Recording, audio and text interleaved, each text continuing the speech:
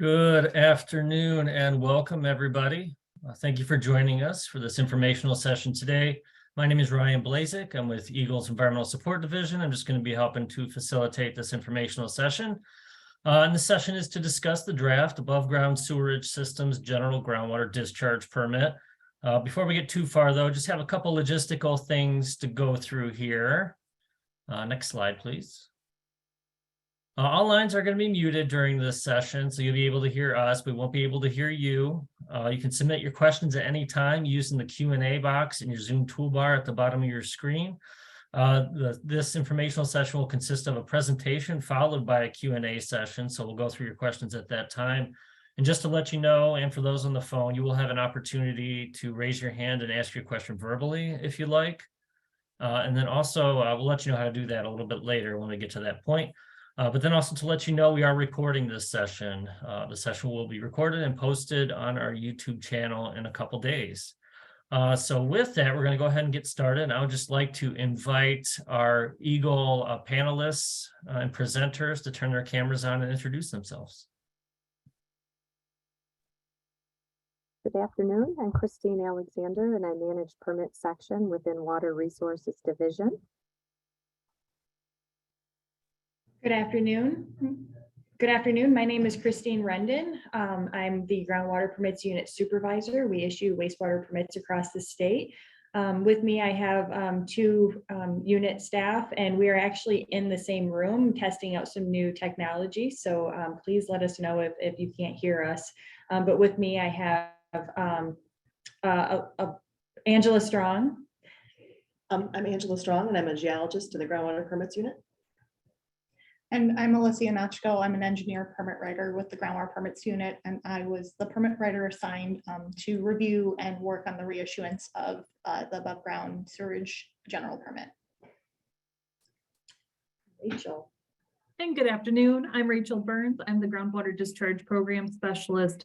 I work kind of on the other side of things with the compliance staff once permits are issued, and we've got compliance staff that are out of the district offices statewide.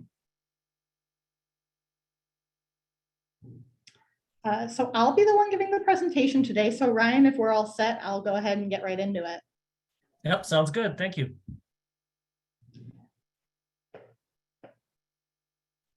So when we give these presentations, I like to kind of give an overview of the Department of Environment, Great Lakes and Energy, or EGLE, how our groundwater permits program fits into it, and how our permits are regulated.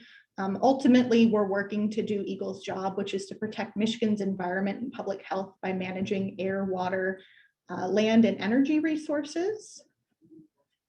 So within the department, we're housed in Water Resources Division, or WRD.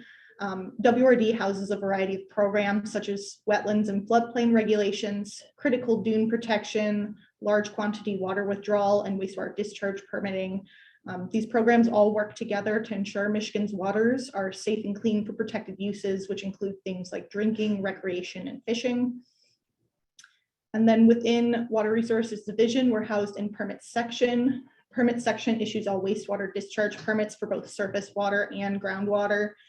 Surface water is regulated under the National Discharge Pollutant Elimination System, or NPDES, which is regulated by the Federal Clean Water Act and state law. You'll see that the groundwater discharge permits program is a little bit different because it does not have a federal program, so it's only regulated by state law. And the state law that we fall under is Michigan Act 451. I'm sorry, I realized there was something on my screen. Michigan Act 451, Public Act 1994, or the National Resources and Environmental Protection Act, or NREPA, which is a compilation of many laws that protect the environment and natural resources of the state. Part 31 in particular is the law that we operate under, which is Water Resources Protection. It works to regulate wastewater discharges to all waters of the state. Promulgated pursuant to that are Part 22 Groundwater Quality and Part 21 Wastewater Discharge Permit Administrative Rules, which allow WRD to implement the law. And so they provide the specifics on how we are to do so.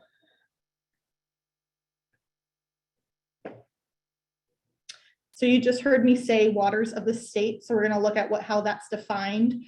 Part 31 defines waters of the state pretty broadly, including any lakes, rivers, or streams, all other water courses, including the Great Lakes within the jurisdiction of the state, and that also includes groundwater. So you have a permit under the Part 22 Groundwater Quality Rules, which is responsible for protecting waters of the state. Even though groundwater quality is in the title of the rules, it's not exclusive to groundwater. We also work to protect all surface waters under our rules as well. That brings in Rule 2204, which governs all permits that we issue under the Part 22 rules, and it brings in a variety of other standards, including the Part 4 water quality standards, which brings in surface water protection, the Safe Drinking Water Act, and the Michigan Water Well Construction and Pump Installation Code, which brings in drinking water and public health protections, as well as Part 201, which brings in environmental remediation. So why are the Part 4 water quality standards brought in? Ultimately, all surface and groundwaters are connected. Any sort of surface water activities can impact groundwater activities and vice versa. Ultimately, what we do on the surface can and does impact groundwater, and then pollutants make their way through the soil into drinking water aquifers and can then vent to surface water bodies. And then why is the Safe Drinking Water Act brought in? Ultimately, one major function of the groundwater permitting program is to protect drinking water for millions of people around the state. Around 40% of Michigan's population uses groundwater for drinking water, so it's important that we protect that resource. Your permit is, or the general permit is issued under Rule 2215, which is a short but pretty prescriptive rule which sets standards for issuing general permits for certain categories of discharges that we've deemed are adequately and appropriately controlled by a general permit. Again, it's pretty short. It lays out some very general standards, including that all discharges must still meet Rule 2204. It also lays out that the discharges have to be similar in operation and waste type, and that the operating conditions, effluent limits, and monitoring all have to be similar. So after the general permit, each individual facility receives a certificate of coverage, or COC. This COC essentially gives a facility authorization to operate under the general permit. So you can see my little diagram here. There's one general permit and each site receives an individual COC. And those COCs last for the duration of the general permit. In general, the general permit is issued or public noticed for 30 days and then is issued. And then we work on individual COCs, which will be public notice for 14 days and then issued. So we have some general updates to the general permit, which you can see in that list below. Permits are issued up to every 5 years. So when a permit's up for reissuance, the department reviews the permit to ensure it's continuing to be protective of public health and the environment. So during the review of the above ground permit, we came to the conclusion that some updates were necessary. So the first update's pretty short. It is the inclusion of total suspended solids in the sampling. All those other sampling parameters are the same as the previous issuance, as well as the monitoring frequency. Total suspended solids was determined to need to be included as it's a useful parameter for evaluating the effectiveness of a treatment system and the health of the treatment system. The next update is the submittal of monthly DMRs. Previously, only annual DMRs were required. This is being changed to be more consistent with other permits of similar treatment systems, as well as to keep up electronic files in My Waters properly. Probably the biggest update is moving forward with Rule 2237 under the Part 22 rules, which lays out the requirements of a wastewater treatment or storage lagoon. This requirement is for a composite liner consisting of a base as specified in the rules and a flexible membrane liner. It does provide options for existing lagoons, which anyone under the permit would fall under. And that if you don't meet those specific requirements for a liner, then there are some other options. One option is that if the wastewater meets the standards of Rule 2222, which is prescriptive on things such as total inorganic nitrogen limitations and total phosphorus limitations, then a liner is not required. Or you can prove that the lagoon provides equal or greater environmental protection. The way this is typically done is through the installation of monitoring wells to show that the groundwater has not been impacted above those Rule 2222 standards. So that brings us to the schedule of compliance. I have it generally laid out here on this slide. Some facilities may have already gotten started on this through the submittal of lagoon construction or design materials. Not everyone is at the same point. So when we do go to issue our COCs, the COC will specify what step the facility is at. So if you've already submitted lagoon construction information, you won't be required to submit it again. But after that, the department will take a look at that lagoon construction information and make a determination on if it meets the requirements of Rule 2237. If it does not, the department will send you official notification that monitoring well installation is required around the lagoon or lagoons, depending on the site. A lagoon requires a minimum of 3 monitoring wells, I believe, around. And then that will set in a variety of plans and approvals from us. So a well installation plan will be required. We'll review that and make sure that the placement and installation of the wells are up to our standards. And then we'll give you time to install those monitoring wells. And then once they're in place, you'll submit a monitoring plan to ensure that all of the sampling and analytical information is done, again, to our standards. And then once that's approved, sampling of the monitoring wells will begin. So here's what the monitoring schedule would look like for any of the monitoring wells. It's quarterly sampling with a variety of parameters, again, as specified on the screen. Sampling will continue until notification by the department. Typically, it takes about 2 years of data for us to come to a conclusion on whether or not the lagoon is leaking.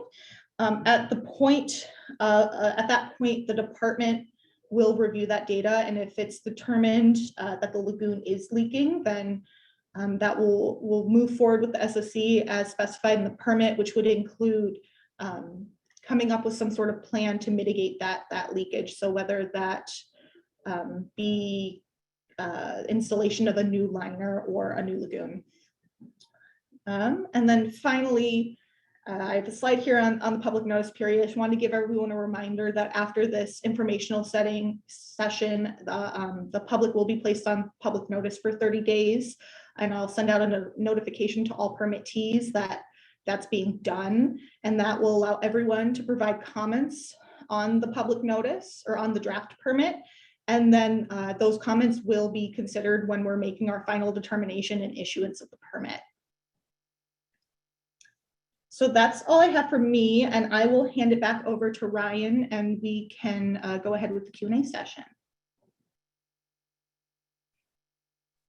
All right, thank you, Alyssa. Yeah, we're going to start the Q&A session. We'd like to invite our other Eagle panelists to turn their cameras on for the session.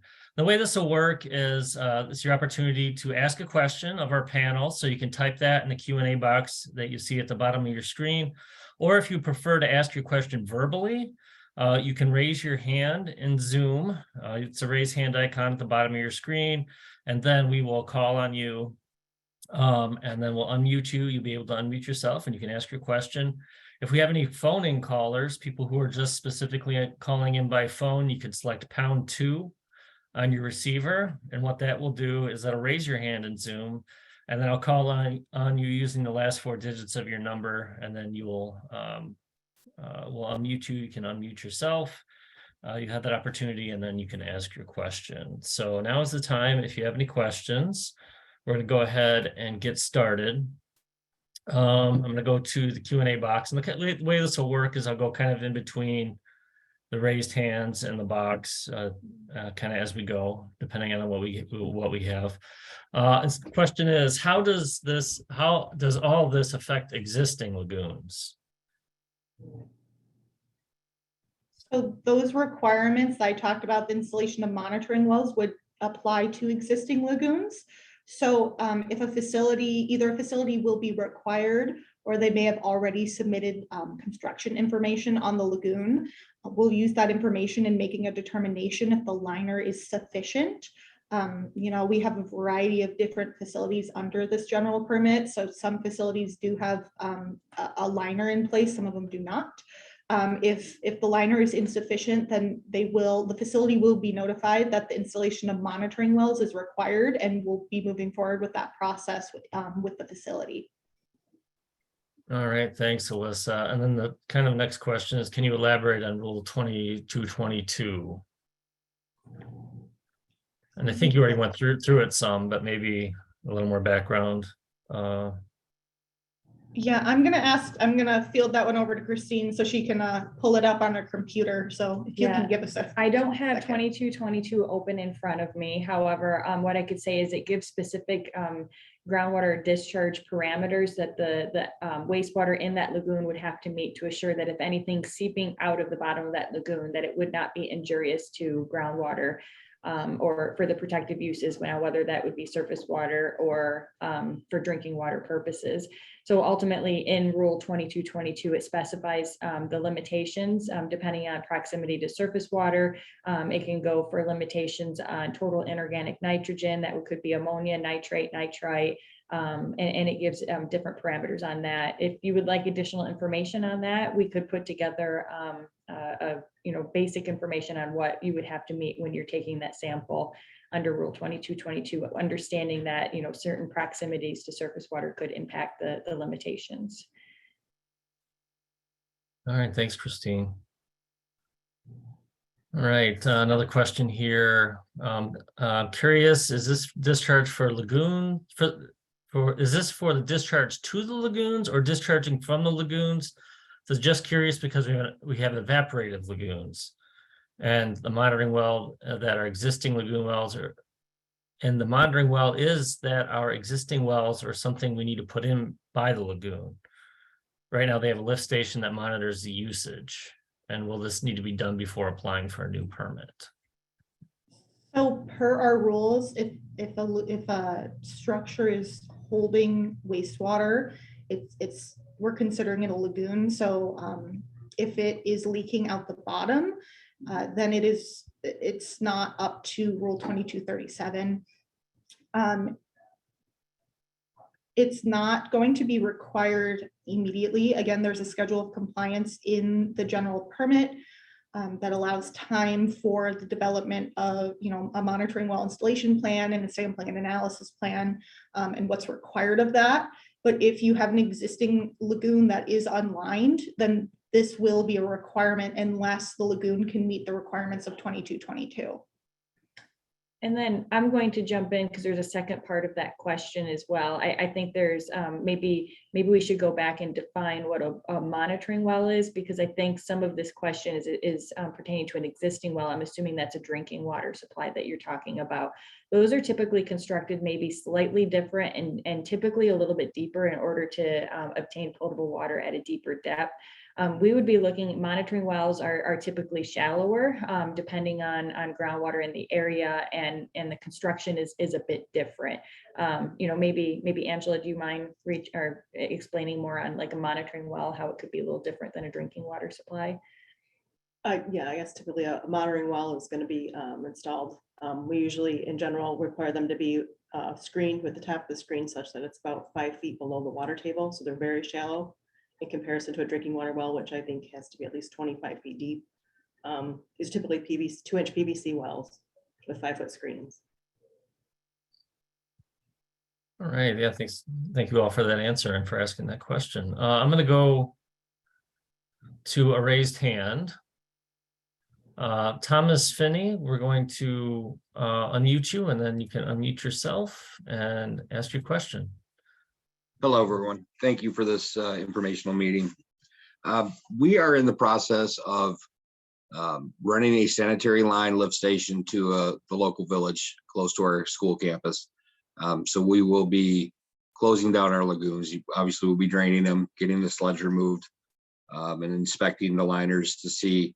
And I believe you guys have to come out and do some inspections as well once that's done. And then that will determine if we need to put in monitoring wells, or will we be required to put in monitoring wells after that's abandoned? So if you're closing down your treatment system, I think that would be a little bit of a different situation. Rachel, your district compliance staff should be able to help you with that treatment system closure and the lagoon closure. Rachel, I don't know if there's more that you want to add to that. Yeah, I'll try not to go too far off tangent on it, but yes, the Part 22 rules do specify what needs to be done specifically for a lagoon closure. It actually comes in under Rule 323.2226. So what we can do is we can make sure that we get you in contact with your local compliance staff person so that you can work with them.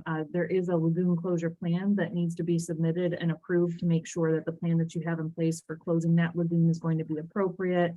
Your compliance person can talk through sampling requirements, both for anything that's still left in the lagoon, so any sludges, any wastewater that's in there, removal of a liner if there's a synthetic liner that's in place, and then also some sampling is usually required for the soils underneath the liner, and then the groundwater underneath if you don't have monitoring wells. So we'll make sure that's probably a more site-specific discussion on what would be required for your particular site, so we can make sure we get that question answered for you. Excellent. With monitoring or with the DMRs, no, we don't usually fire up our lagoons for the spray effluent until April. We plan on having this up and running prior to that. So is there any specific things that I'm going to need to fill out as far as the general permit that we have in place this year at the end of the year? Like I would normally do my DMRs and everything. Am I still going to be required to do that, even though we're not actually using it this year? As far as the spray portion? Again, Rachel, correct me if I'm wrong, but once you guys close out the permit on My Enviro, which will be part of the permit termination and the lagoon closure, you wouldn't have access to that anymore, and you wouldn't be required to submit those. Rachel, I'm not sure if they did use it, if they would still have to submit something, or so again, we'll make sure we get you in contact with your local compliance person to discuss specific for your site. But in general, when you're closing out a facility, we are closing out a lagoon. We recognize that your process for discharge may have to may be a little bit different for the time of year that you're going to start that discharge, depending on if you're trying to get rid of wastewater to get in there to get the lagoon cleared out. So that can be a discussion that you can have with your compliance staff person. And then kind of depending on how long it's going to take for the full lagoon closure process, you may continue to see monthly or annual DMRs popping in, showing that it's required to be submitted. There is the ability to click no discharge on those submittals so that it's not holding it against you as a violation that you failed to submit discharge information if you haven't actually been discharging. So again, we'll make sure we get you instructions so that you know kind of when to start marking those DMRs in a specific way so that it doesn't hold it against you if you're not submitting information. Thank you, everybody. Yeah, thanks for your question, Thomas.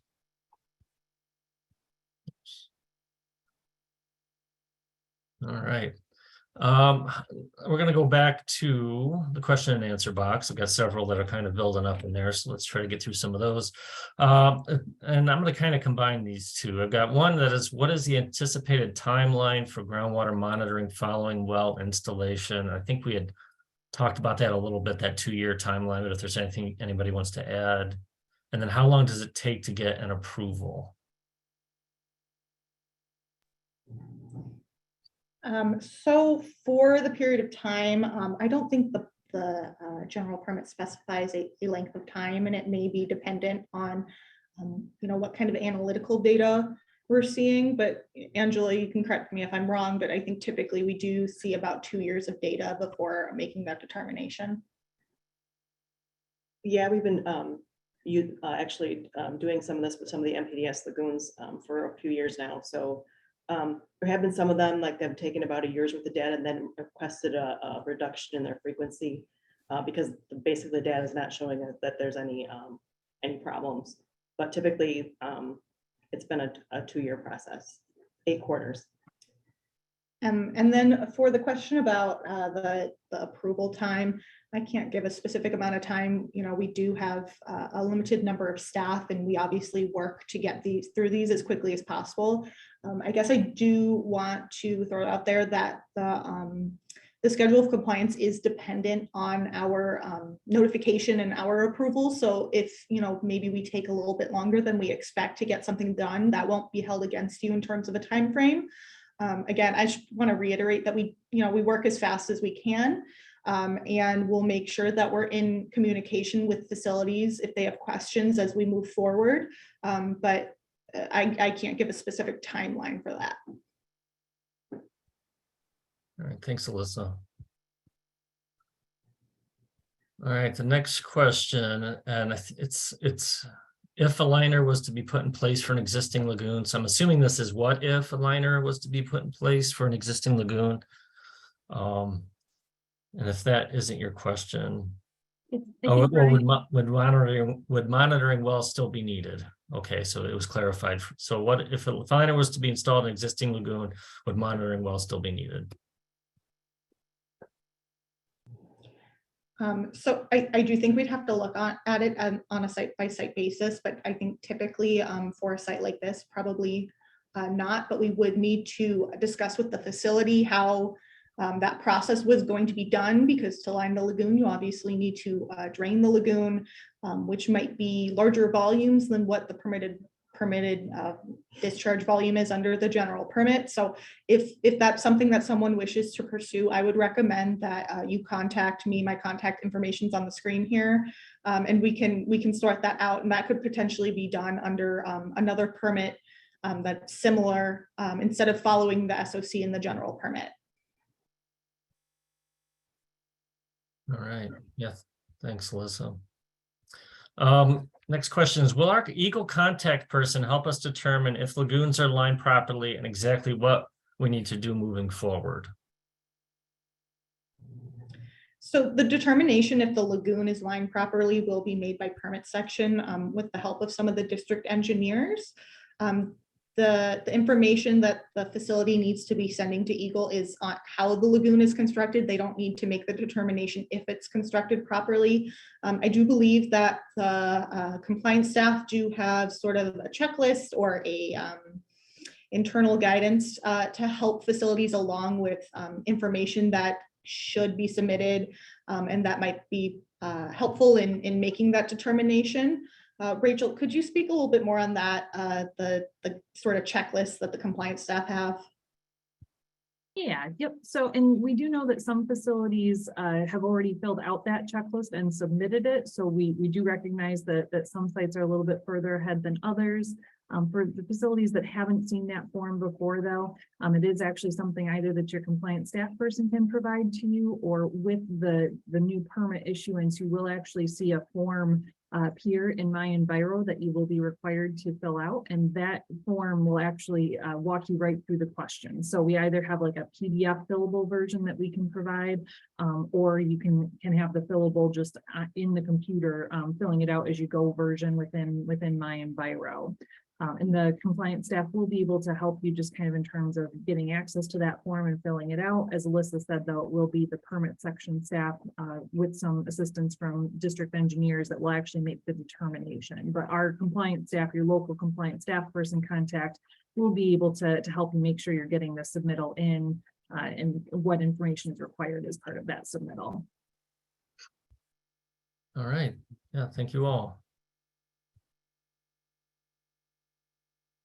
Next question is, how are leaks identified? To put it differently, inconsistent sampling results may lead to monitoring wells becoming contaminated and produce inconsistent results. I guess any thoughts on that about monitoring wells and sampling? I guess I'll throw it out there that, that's part of the reason we do require a sampling and analysis plan, is we want to make sure that samples are being collected and analyzed properly. I guess in terms of there being inconsistent data, I guess I'll throw that over to you, Angela, that I'm not sure how, I think that would be a case by case basis of determining what's going wrong. Yes, I mean, it's the idea is you send us a plan to properly construct the monitoring wells and using the proper materials that don't interfere with the sampling, and then to submit a sampling plan so that we ensure that the samples that are being collected are representative. All right, perfect, thank you. Next question. Are there any engineering professionals recommended by Eagle who can handle lagoon maintenance and address lagoon leaks in the future?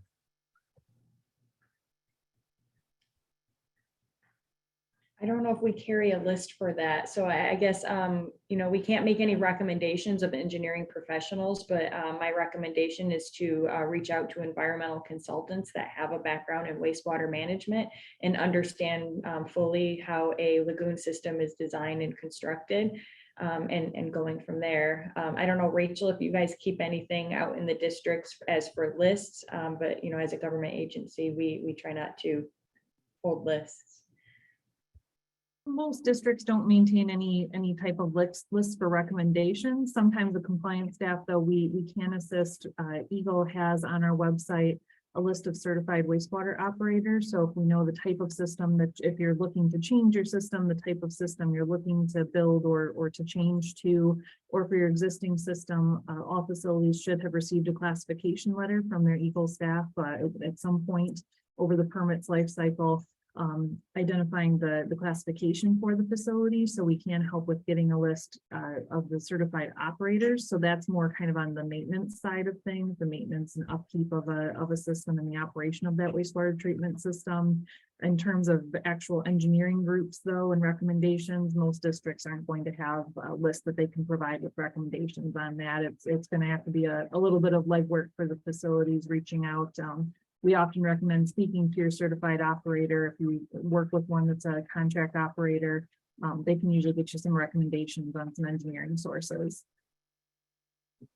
Yeah, and I will add one thing is that Eagle's website does have, there is a web page where consultants can sign up just to be put on a list as an available consultant. So that might be a resource not specific to wastewater, but that there may be options there, but it isn't recommended. The consultants on there aren't recommended by Eagle specifically. It's specifically just a information warehouse on our website. Let's see here. I think that's the last question I have at this moment. We'll give it another couple seconds here in case there are any other questions, and let you type those in or raise your hand if you have them. I'll just give it another second to see if there is any. And well, I guess while we're doing that, just a reminder that this informational session will be on our YouTube channel, posted here in a couple days. So if you want to review the presentation and the questions, you're more than welcome to do that or forward it on. You'll have that opportunity. And I am still not seeing any other questions. So with that, I'm wondering, Chris, do you have any closing comments for us? Sure. I'd like to thank everyone for taking time out of their day to meet with us and provide us some feedback and ask some questions about this draft general permit. We appreciate it. I did make a note to provide some compliance maps and staff for all of those of you who are asking about outreach and assistance, so we can give you the contacts of your compliance staff if you don't know who they are. So thank you again. And moving forward, the process involves a public notice period of this general permit. So maybe you think of something later that you'd like to share with us. You'll have that opportunity again to provide some feedback or questions to us. So thanks, and enjoy the rest of your day. Yeah, thank you, Chris, and to all of our presenters and panelists for being part of this, and for all of you for attending. I don't have anything further. With that, we'll close out the session. I hope you all have a great day.